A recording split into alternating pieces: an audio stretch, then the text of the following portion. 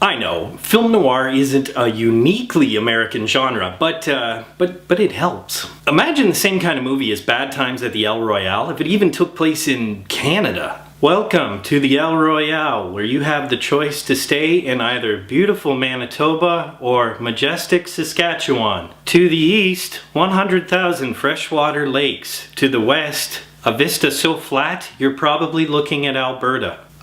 You know what? I'm not that tired. I think we're gonna just keep driving. Thanks, I know we're out of gas. Shut up and get to the door.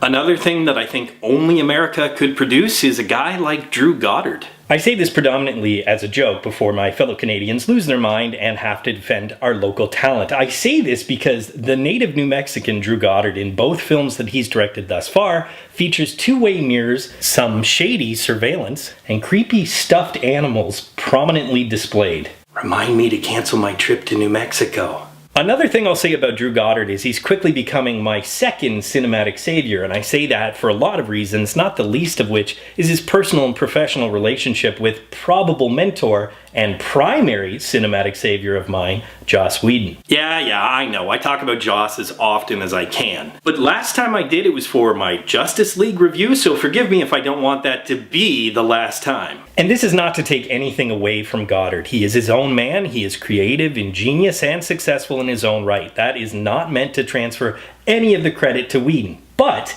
their career paths and MOs are very similar. But there has to be a reason, aside from a similar career path, that made the two of them hit it off. Working together on Buffy the Vampire Slayer and Angel, and then co-writing Cabin in the Woods, they both seem to always be on the same page, because both men are men of wit. They're students of genre studies, and they know how to circumvent expectations. Let's discuss that student part first, because in Cabin in the Woods, both men showed that they studied the horror genre. They deconstructed it, they put it back together and built something new. And in Bad Times at the El Royale, Goddard does that, this time with the noir genre. There's also a pinch of whodunit in there too. Strangers come together, a crime or several are committed, and you have to figure it out. This is really what I love about both of Goddard's films. They're derivative and yet original. Both give you tropes or staple situations and characters where you think you've got things figured out or you think you know where it's going to go, but you really don't. I rarely get films that surprise me, and this film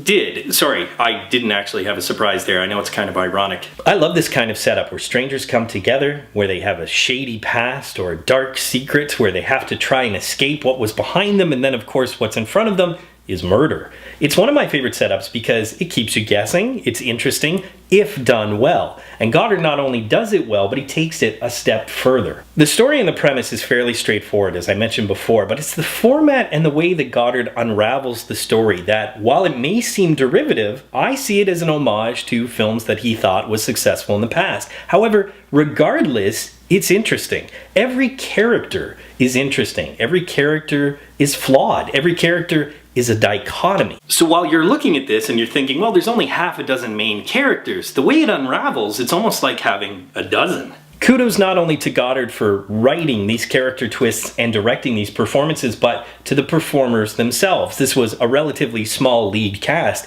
and each member believed in what they were doing. They sold every element of their character, which at times was not easy. Because of this, not only did I not know who to trust or who was an antagonist or a protagonist, the answer to those questions are nobody and watch the movie. But I got to see some of the most tremendous character-driven performances from some pretty tremendous actors, most notably Jeff Bridges and Chris Hemsworth. Bridges gives great depth to his character and pathos to a character who probably doesn't deserve it. And Hemsworth transforms himself as a charismatic and yet Manson-like cult leader. And to be clear, when I say transformed, I mean internally, because as much as he grew a creepy mustache, he's still got those abs. Lucky bastard.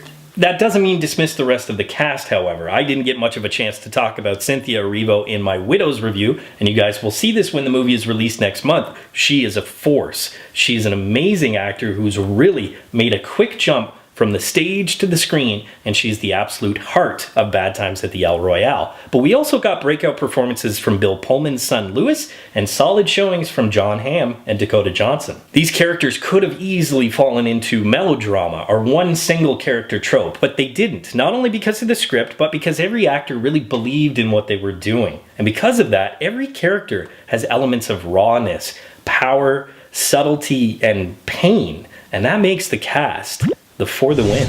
Time for a little twist in my review. This is not a perfect movie. Well, what film is these days? Okay, I can't always defend my cinematic saviors. No, this isn't a terrible film. It was a fantastic whodunit, but it becomes a little unwieldy in the third act. While the first two acts kept me guessing, kept me intrigued, the third act felt a little sloppy, almost as if Goddard wasn't quite sure how to end the movie. That also includes, in the third act, one reveal of a character, one twist that, while subtextual, was really shoehorned in, which is too bad, because not only was the character great and deserved more of a moment, the actor playing that character also deserved a little more justice. But it was one of the only films this year that kept me intrigued at least 2 out of 3 acts, and by the time the movie was over, I was definitely intrigued most of the time. That's rare.